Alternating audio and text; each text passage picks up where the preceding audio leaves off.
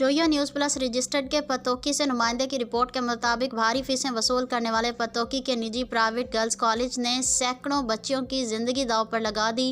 School इंतज़ामिया रात गए second year के सैकड़ों बच्चियों को बगैर सिक्योरिटी कश्मीर के 3 रोज़ा टूर पर ले जा रही थी कि लाहौर के इलाके मोहलनवाल से गुजरते हुए एक वैगन आर कार ने बस ड्राइवर को गाड़ी रोकने का इशारा किया। ड्राइवर ने गाड़ी ना रोकी तो वैगन आर में सवार नामालूम अफराद ने बस की पिछली जानिब 3 फायर किए, जिससे 2 बच्चियां फायरिंग की जद में आ गईं, जिन्हें फौरी तिब्बी इमदाद के लिए रेस्क्यू 1122 ने करीबी हस्पताल मुंतकिल कर दिया। जबकि आयशा नामी बच्ची के सर में गोली लगी, उसे फौरी तौर पर जनरल हस्पताल पहुंचा दिया गया,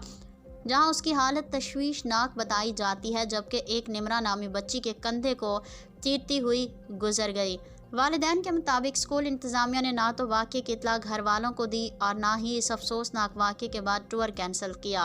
और ज़ख्मी बच्चियों को 1122 के अमले के हवाले करने के बाद गाड़ी टूर पर निकल गई। जबकि दूसरी जानिब थाना सुंदर लाहौर ने ज़ख्मी तुलबा के भाई सुलेमान सरवर की तहरीरी दरख्वास्त पर मुकदमा दर्ज कर लिया है। सियासी, समाजी और अवामी हलकों ने वाक़े की शदीद अल्फाज में मजम्मत करते हुए वज़ीर आला पंजाब से वाक़े का फौरी नोटिस लेने और बच्चियों की ज़िंदगी दाव पर लगाने वाले